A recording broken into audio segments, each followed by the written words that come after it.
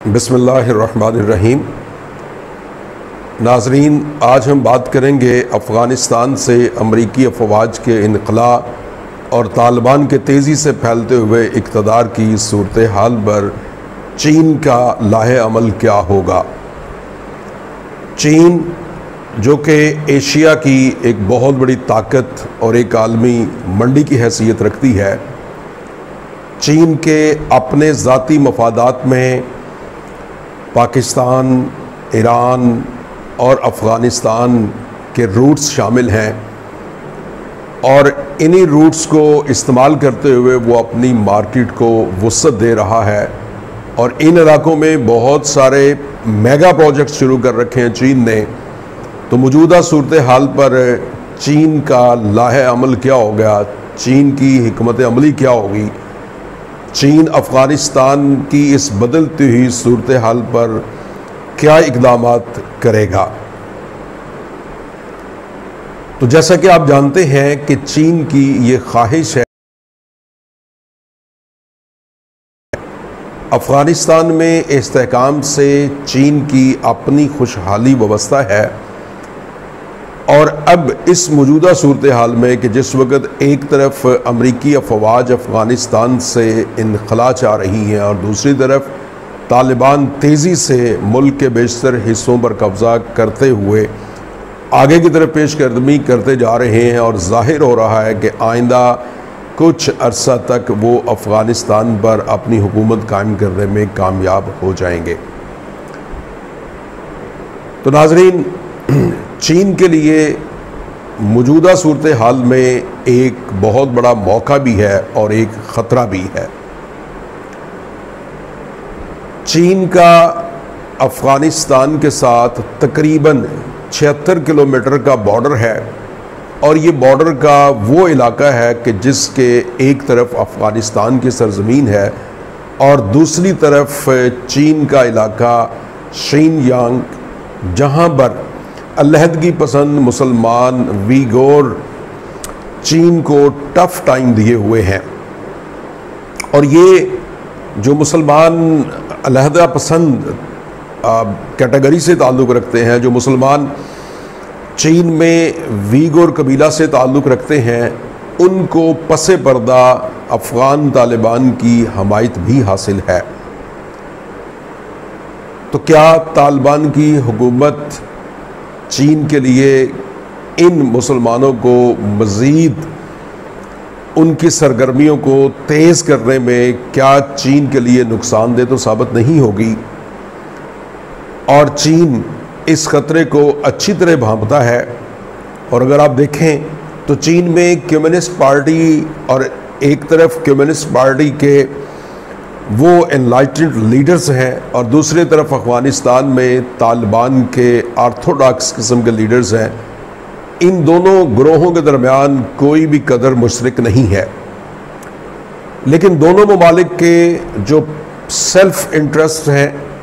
उनकी अगर प्रैग्मेटिज्म की बुनियाद पर बात की जाए तो शायद ये लीडर्स आपस में बहुत करीब आ सकते हैं। अफ़गानिस्तान का ये बॉर्डर चीन के साथ जो बॉर्डर है बुलंदों वाला पहाड़ों पर मुश्तमिल है, मगर चीन के लिए एक बहुत ही अहम मुल्क है। और अगर ये चीन तालिबान की हुकूमत कायम होने के बाद इस हुकूमत में इस्तेहकाम पैदा करने में कामयाब हो जाता है तो फिर चीन के लिए भी बहुत सारे मौके हैं कि वो अपने मेगा प्रोजेक्ट्स जो उसने पाकिस्तान, अफ़गानिस्तान और ईरान में शुरू कर रखे हैं उनको जल्दी पाया तकमील तक पहुंचाकर अपने मकासद हासिल कर सकेगा। चीन के लिए बेल्ट एंड रोड इनिशिएटिव जैसे प्रोजेक्ट के लिए ये बहुत ज़रूरी है कि अफ़गानिस्तान में एक मुस्तहकम और चीन के साथ ताउन करने वाली हुकूमत कायम हो। अगर दूसरी तरफ हम देखें तो तालिबान के लिए भी ये सुनहरी मौका है कि वो जो चीन अफ़गानिस्तान में सरमायाकारी कर सकता है उससे ज़्यादा से ज़्यादा सरमायाकारी करवा लें और अपने मुल्क की खुशहाली के लिए वो बेहतर साबित हो सकते हैं। चंद रोज़ कबल तालिबान के तर्जमान सोहेल शाहीन का कहना था कि हम दुनिया के तमाम ममालिक से अच्छे ताल्लुकात रखने के ख्वाहां हैं। ये बयान भी एक मैसेज है कि अफ़गान तालिबान अपनी पिछली हिकमत अमली से हटकर कोई नई हिकमत अमली अपनाना चाह रहे हैं, जिसमें वो चाहते हैं कि उनके आवाम और उनके मुल्क का फ़ायदा हो। चीन ने गुज़श्ता 2 साल से अफ़गान तालिबान से बैकडोर लिंक्स का भी आगाज़ कर रखा है और पाकिस्तान ने इन दोनों स्टेक होल्डर्स को आपस में मिलाने में अहम किरदार अदा किया है। और यही वजह है कि अफ़गानिस्तान में चीन के प्रोजेक्ट्स पिछले 2 साल से किसी भी बड़ी दहशतगर्दी का शिकार नहीं हुए हैं। मिसाल के तौर पर काबुल के करीब एनक कॉपर माइन प्रोजेक्ट, जो कि 2007 में बुनियादी तौर पर शुरू किया गया था और फिर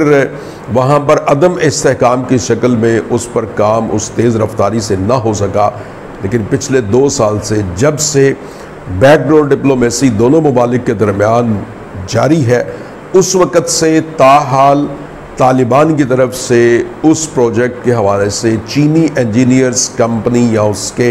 वर्कर्स पर किसी किस्म का कोई भी हमला नहीं किया गया।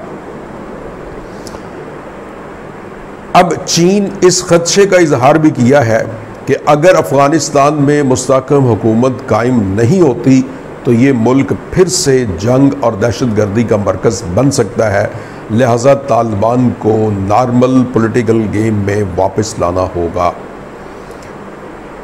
इस सूरत हाल के मद्देनज़र पाकिस्तान और चीन अफ़गानिस्तान के लिए एक बहुत अहम किरदार अदा कर सकते हैं, जो कि यकीनन माजी में भी पाकिस्तान का अहम किरदार है। लेकिन इन दोनों ममालिक को अफ़गान की उन क़ुव्वतों से बाखबर रहना होगा जो ना अफ़गानिस्तान में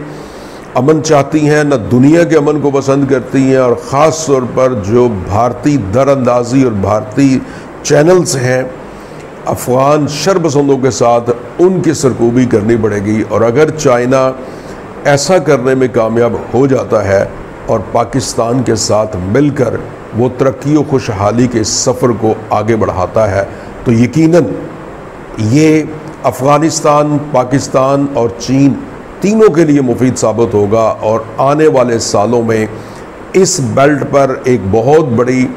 इकनॉमिकल सुपर पावर मर्ज़ वजूद में आ सकती है, जिसका बराह रास्त या बिलवास्ता फ़ायदा पाकिस्तान को भी होगा।